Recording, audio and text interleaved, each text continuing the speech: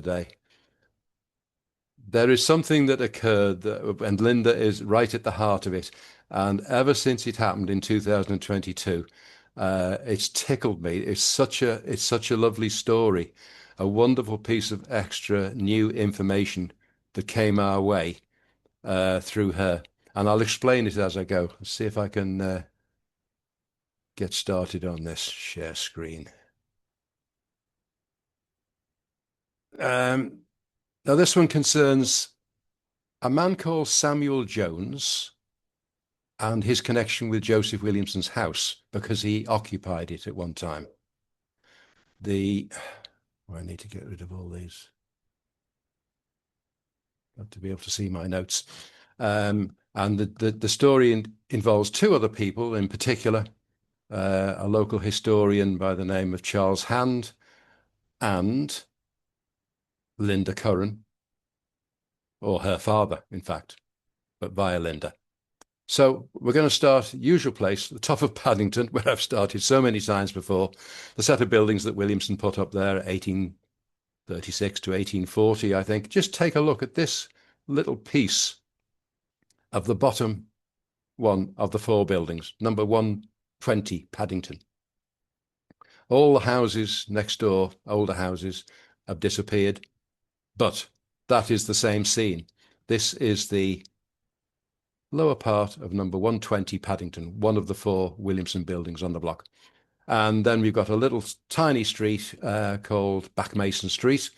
This photograph, by the way, is in 1934. It's the only photograph I've got that actually sees any part of the front of Williamson's buildings. Nothing else has materialized. And on the other side of the street, we now have something different, a row of more later shops, much later than Williamson's buildings. And this one at the right on the corner here is number 118. The number is right there on the top of the window. It looks very much as if it was some kind of a furniture shop or something like that at one point. But what we do know is that from the 1911 census, this building here was occupied by a man called Samuel Jones, and he was running what was listed as a second-hand machinery store. And what we do know is that Samuel Jones was a retired mining engineer. He lived just up the road, a mile or two, up Wavertree. And at some point later, and I don't know how much later, he moved his premises. Maybe that shop wasn't big enough or suitable. He moved down to Mason Street. Down the street 100 yards, turn left, and you're coming into Mason Street. I'm having to rely on a William Herdman painting here to show this bit of Mason Street as it looked in 1858. But the houses were very much as they were in Williamson's day and as he built them. And this one here is Joseph Williamson's own house with the sort of archway entrance, which is unmistakable. It's the only one he seems to have built with had that archway entrance. And he did this strange thing of setting one house forward, setting the next one back, one house forward and the next one back. So you've got a row of windows in the side wall looking down the street. Maybe he was just nosy, always wanted to know who was coming up the street. And this man moved into Williamson's house and the house next door. So it's number 40, 42, and number 44. And he took that on as his second-hand machinery store. Later on, the whole area went downhill very quickly. This is a photograph from 1916. And the whole area had really gone downhill. All the rich merchants and people who had been Williamson's tenants in his day had moved on to nicer places. The buildings had become pretty ropey. This one was a clothing factory, underwear factory, I think. There was a home for fallen women. The Territorial Army were occupying various buildings over time as barracks and storerooms and things. So at the time that Sam Jones moved in here, he may have been getting this fairly cheaply because it was a rundown building to start with. Here's a photograph looking at the house next door to Joseph Williamson's own. This is the end of Williamson's house. That's all we've got, the only picture I got of the street. And number 44 stands next door. And you can actually see there, you probably can't read it, but it says machinery store over the front door. Now, I don't believe this was very suitable as a machinery store. These were residential homes. that door is not very suitable for machinery to go in and out of course.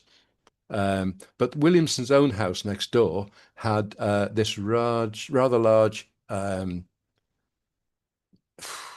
entrance facade, if you like, which I think is just an architectural feature rather than a driveway in for horse and carriage, which many people assumed it was in earlier days. This is in the later days of PM Williamson's garage and T Hill and Co., who occupied it up until the 1990s. And obviously, this is no longer being used as an entrance, although I'm sure that Willie's Garage did use it as an entrance in their days from 1936. But very likely, Mr. Sam Jones opened up this entrance to become a way in for large pieces of machinery, which he was interested in. I can't say for sure, but that's looking at the interior of Willie's Garage as it looked when it was derelict and about to be pulled down, late 1990s. And that's the archway entrance as it looks from the inside with these two massive wooden doors. Permanently fixed shut at this point, hadn't been used for years, obviously, because Willie's Garage had put in a roller shutter door in the building next door that they created, and big vehicles were driving in and out of there. Just up the street, we had the Territorial Army's barracks, which they built around 1900 to 1903, stretched up there. And this, I believe, was the caretaker's house next door.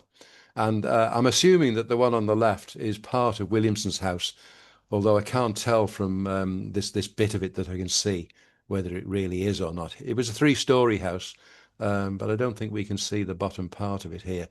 It may be that this is Williamson's house. It may be that it's right next door to Williamson's house. I can't tell for sure. But the Territorials eventually moved out of all the Williamson buildings along the street and then finally demolished the ones that stood here and put up this purpose-built barracks with the drill hall behind.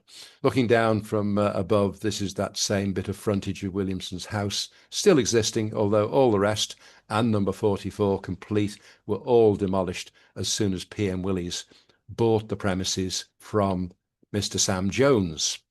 He was here for many years, probably rented it or leased it to start off with, but I do know that he did eventually buy the property outright, because I've got the conveyancing documents that say so. And he owned it until very end of 1935, when he sold out to PM Williamson's, who immediately demolished the whole lot and put up their garage building. This is it in the late 1990s, when it was about to be demolished and empty, unused. T Hills were the last occupants after Willie's Garage. And now this is all we're left with nowadays. It doesn't look as pretty as this at the moment. It's a lot of graffiti and a lot of the rendering has fallen off as well. Anyway, at this point, I want to introduce another character into the story. And this is Charles Hand. He's a local historian. He was a very good friend of Sam Jones. They both had a shared interest in Joseph Williamson and what lay below the land. Because Sam Jones had taken over these two properties, and beneath them were the banqueting hall and other Williamson chambers. And Sam Jones, I think, was very fond of these underground places, and he used to go down there and explore and wander around at various times. And of course, our man Charles Hand here had been interested in Joseph Williamson right from a child, when he used to go into the Williamson buildings in Paddington and explore underground with his mates on Saturday mornings. And he's the man who was responsible when he took a party of the members of the Historic Society of Lancashire and Cheshire into the Williamson buildings and their cellars and invited the Liverpool Daily Post to go along. He is responsible, through that action, of leading us to rediscovering those cellars below the Williamson buildings, because he invited the Daily Post along in 1926, November 1926, 13th of November, in fact, 1926, to explore underground there. And the Daily Post printed a fantastical story about what they saw there. And it was there for us to find with photographs. in the archives, which led us to be watching that piece of land and to eventually find the lost cellars that lay below after being buried for 60 years and more. What fewer people actually know, even though you may have heard me talk about that business of Charles Hand going into the Williamson buildings on Paddington many times, but what isn't known by so many people is the very next weekend, that would be Saturday the 20th of November, the same party of members of the Historic Society with Charles Hand, probably because Charles Hand was a close friend of Sam Jones, made a visit to the underground spaces below Williamson's house. And that would have been at the invitation, or at least with the approval, of Sam Jones, because they were all interested in these underground places. So at this point here, very poor picture, but the only one we've got, in 1926, some of the members are standing here, two of them either side of the entrance point into the banqueting hall below Williamson's house. Another one standing here. I think he may be holding a torch. It's a very poor picture. This would have been pitch black, apart from any torchlight that they could manage to take down with them. And photography wasn't nearly as advanced as it is now. So they obviously were very interested in what they saw in the cellars of Paddington, and wanted to see more. And of course, Mr. Charles Hand brought these people along to have a look underneath Williamson's house. And that's a picture of the same scene, basically, taken much later, sometime after 2013, when we'd made some inroads into moving some rubble around, if not removing it. And this point here is the entrance where the gash, the long, narrow chamber or passage that we use to get into the banqueting hall, emerges. And those people were standing either side of the entrance there when they were being photographed. Chris Iles's picture is a whole lot better. We had better facilities, and he's a better photographer, and we had proper lighting in there at this point. That's looking along the full length of the banqueting hall towards where we go in. So, back to this picture for some reason. I think that entrance archway of Williamson's house must have become the entry point for Mr. Sam Jones to bring his big pieces of machinery in and out of here. Because this picture was taken by, what's his name? Charles Hand. I nearly lost him. This is taken by Charles Hand in 1928. This is what it looked like at that point. And this is still an ordinary looking front door. So I think the machinery entrance for these two buildings knocked into one, presumably, was next door, where there had been the main front door to Williamson's own house. Now, it's time to introduce another part of the story, which is interconnected again. And this is where I introduce Linda Curran. I can move on to the next slide. Now, I'm afraid I'm going to have to leave you staring at a slide or two for a long time here while I do some reading. Now, what happened was that we hold our Heritage Open Days. Well, Heritage Open Days are in September every year. And we hold 2 weekends of Heritage Open Days when we open up for the public. We're open for the public all year round anyway. But as it happens, what we've been doing in recent years is the Paddington site is the public part of our public tours. And only people who are members normally get the opportunity to see below ground at the Williamson house site. But because Heritage Open Days operate in this way, they're designed to allow people to see things that they wouldn't normally get to see, or to go to places for free that they might normally have to pay for. So we choose to open up the Williamson house site for 2 weekends each year in the middle of September for tours of the house site for the general public. And this was happening as usual in 2022. And sometime in August of that year, we had an inquiry from Linda Curran. And she writes, I'm going to read her email. She writes, my father, Jim Curran, born in 1915, lived at 8 Mason Street and later wrote about entering the tunnels beneath the Williamson house, aged about 5, with his father, Thomas Curran, a friend of the then owner, Mr. Sam Jones. Sam Jones was a retired mining engineer who lived in a large house near the Picton Clock. That's Wavertree. He used Mason Street for storing items of heavy machinery, indulging his hobby of buying and selling second-hand machinery. He and my grandfather shared a mutual interest in engineering, especially steam engine power. So Linda wrote to us, trying to book a place on a tour for Heritage Open Days. And of course, we booked her in.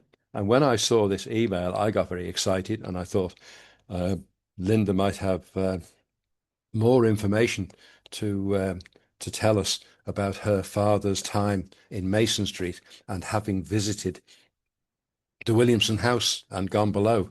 And so when she was booked in for her tour on a Sunday, she was travelling down from Chester by train.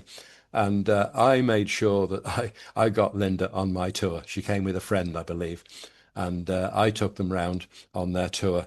And it was better than I could have expected. Linda had brought a piece written by her father, a copy of a piece written by her father, which was really, really interesting for me. I couldn't believe how lucky we were to pick this up. And it's sheer coincidence, but it's coincidences like this that really make it all worthwhile. So I'm going to read this thing to you now, complete. But it's a bit long-winded. I'm going to have to leave you looking at photographs while I read it. Her father, Jim Curran, had been sent a copy of this thing. It's the Halewood Community News. It's only it's not a newspaper. It's a news sheet, and I don't know how long it was running for. But Jim Curran, he was sent this thing in 2003 by his nephew, Ken Goddard, because it had an article in it about Emma Goddard, his daughter, I think. She was a golfing whiz kid, and she got an invitation to go and play in the USA, I believe. And that was an important piece of news for the family. And this is why it was sent to Jim Curran. And Linda had kept it. And I'm going to leave you looking at a picture of Jim Curran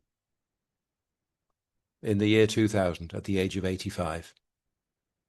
And I'm going to read what he's written.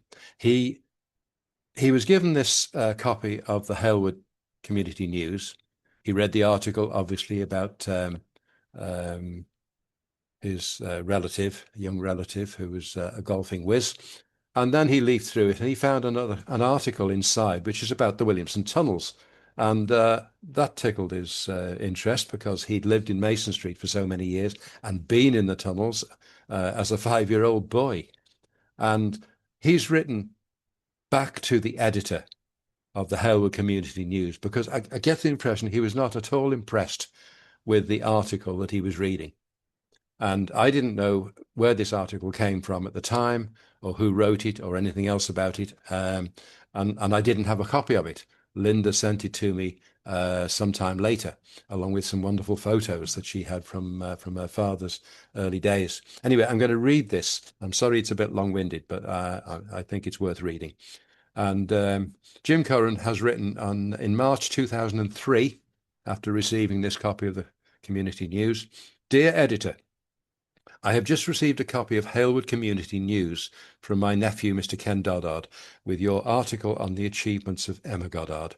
Of interest to me also was the article on the Mole of Edge Hill, of whom many fanciful stories have recently been written, without, I fear, any substance in fact. Over 80 years ago, I was probably the only child ever to have played in the chambers beneath the house of Williamson in Mason Street. I wonder if my little wooden cart made from a box and 4 old pram wheels is still there. I was born at number 8 Mason Street on the 18th of December 1915. On the Paddington corner, was Mrs. Graham's newspaper and sweet shop. Then the entry, then about 15 or so, two up, two down houses, the Kaminskys, Catheralls, our home, Swains, Armstrongs, Bews, Holmes, and others. Next came the barracks and comparatively new building with Mr. Pearson, the caretaker's house. Then came the somewhat decaying Williamson house with its imposing entry steps and door and grand staircase inside. There was Mrs. Munsey's shirt factory, J.B. Johnson Architectural Plaster Products Factory, the railway cutting, the sweet factory, and the pub. From the Paddington, on the other side, came the corner pub, three big three-storey houses, the middle one occupied by the Siner family, coal merchants, then a yard stretching back to the top of Paddington and a court of about 10 houses, then two houses, a back entry, another house, another court of 10 or so houses, and a long garden stretching back the length of the court to a big house with fronting the street what had obviously been stabling for horse and carriage, but was used as a coal yard by Mr. Parker. Then came a high wall opposite the barracks, enclosing a huge yard. Next came the brickfield, a big open space opposite Williamson's, on which an estate of council houses was later built. The owner of the Williamson house was Mr. Sam Jones, a retired mining engineer. He lived with his wife in a big house in Sandown Park near the Picton Clock and used Mason Street for storing items of heavy machinery, indulging his hobby of buying and selling second-hand machinery. He and my father were close friends because of their mutual interest in engineering, especially steam engines, steam engine power. My father used to make model steam engines and used them to power model ships of about 3 feet in length, which we sailed on Wavertree Park Lake. Mr. Jones came to Mason Street almost every day and came to us for a meal at lunchtime, for which he always insisted on paying my mother. Many is the penny or twopence, and sometimes even sixpence, which he gave me. When we went to his home, Mrs. Jones would give me treats of cakes, scones, and sweets, and she would play music on her big church organ. At that time, I think the people of the area were totally unaware of what lay below the houses, and there was never any mention of Williamson or the tunnels. Mr. Jones was a quiet, private man, and neither he nor my father ever spoke of it. When I was about 5 years old, I remember my father taking me to the house where I played on the big staircase and on the big pieces of machinery in the big rooms, while my father and Mr. Jones did what they had to do. A little later, I went below for the first time. My father took me down to the house one day, and he and Mr. Jones wanted to go below. They could not leave me alone, and so they took me with them. There was no lighting, no such thing as electricity, so they had oil lamps. We went down to the back of the ground floor room, through a door, and down steps to a cellar, through another door, down more steps, and then down a slope, which led into a big cave, which to a little boy seemed immense. This, by the way, is the way into the banqueting hall. There were two big bright arc lamps set up to light up the cave. Here I was left in safety to play with my cart and toys, while they went off to explore or whatever. After that, I often went down with them to my own private playground. Later, they took me with them, into the second big cave and down the main passage with a few short passages branching off. This main passage led down to the corporation yard in Smithdown Lane. The exit into the yard was securely blocked off, for security reasons, I suppose. I'm sure the people who worked in the yard had no knowledge of the passage. What my father and Mr. Jones ever discovered down there, I never knew. Whether there is any concrete evidence of Williamson's affairs, such as letters, account books, etc., I do not know. It's only in later years that fanciful stories about Williamson's philanthropy, banquets in the cave, tunnels from the house to St. Mary's Church, etc., abound, none of which I fear could be authenticated. Probably the vivid, intensive imagination of some journalist searching for something to write about. Hence such headlines as The Mole of Edge Hill and The King of Edge Hill. St. Mary's was dedicated in 1813. It's most doubtful that Williamson ever worshipped there. As for the banquets down below, why should a man with a sumptuous, warm, comfortable home wished to wine and dine his friends in a cold cave. As for the tunnel from house to church, a study of the deep sewerage system would rule that out. I understand that the passage from the yard to the house has been opened up as a tourist attraction.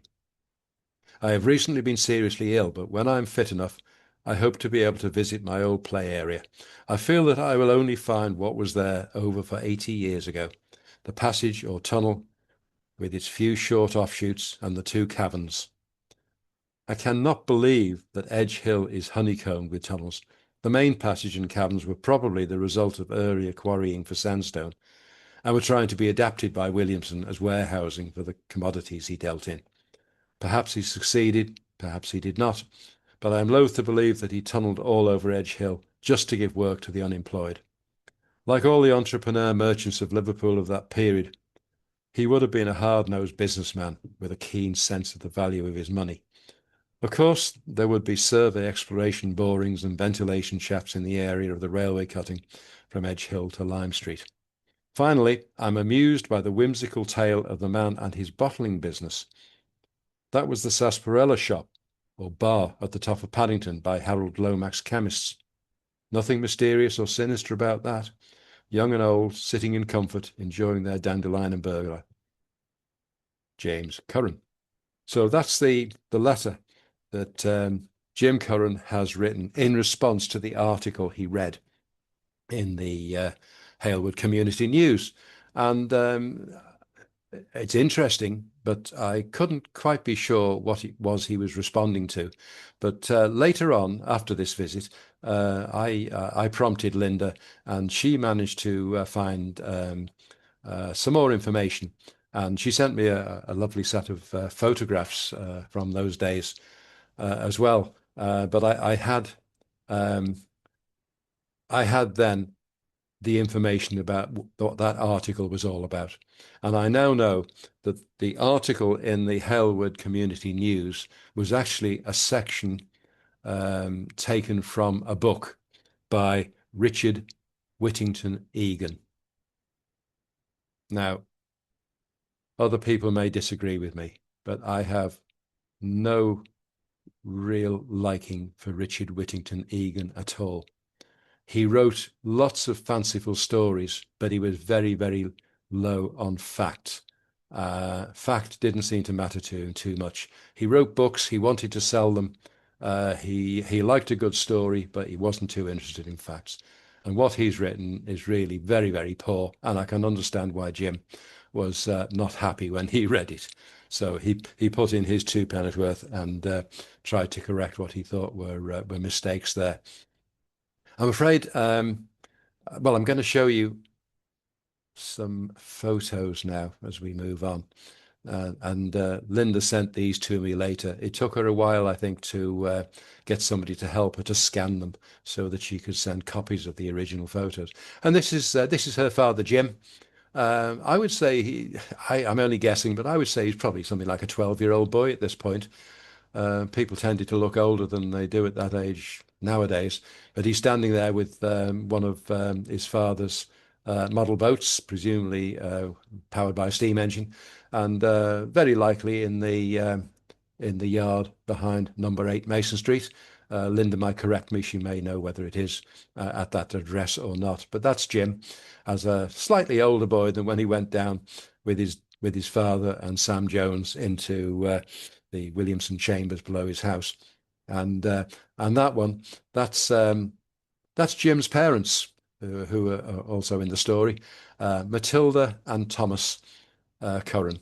They're standing in Mason Street, having their photograph taken. Rather nice.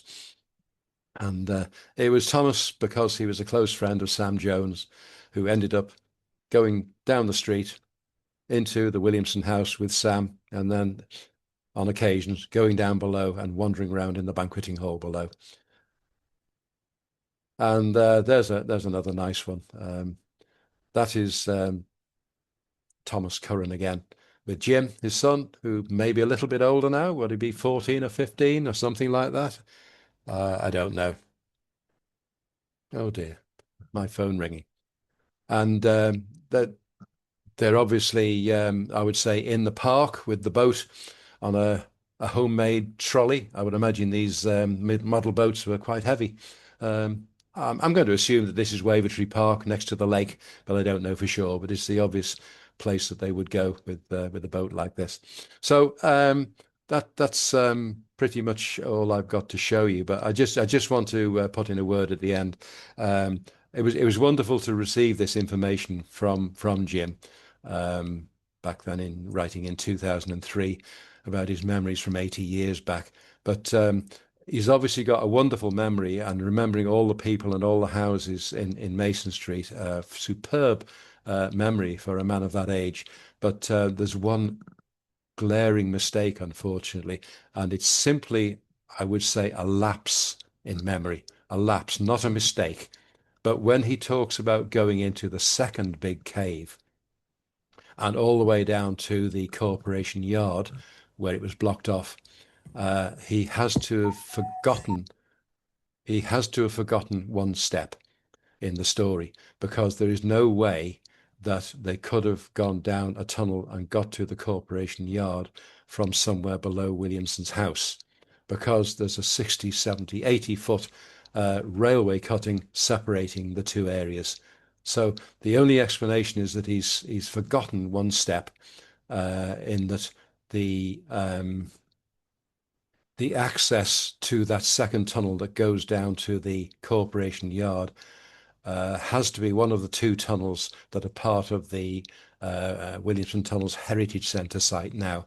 But it had to have been accessed from somewhere further down the street on the other side of the railway, probably from one of the Williamson houses on the other side of the railway, or from the gardens or yards behind one of those houses, but certainly not from Williamson's house. But other than that, that's the only little slip or little bit missing that would have completed that story for me. But anyway, it's a wonderful story, and I'm glad that Linda brought it to us, and so nice to know. So there we go, Jim Curran in the year 2000 at the age of 85, still bright as a button and with a fantastic memory. Thank you, Jim, for bringing that story to us. So there you go. That's all I've got, I think. Yeah, gone. Oh dear, it's 9 o'clock. Linda, did I get anything wrong?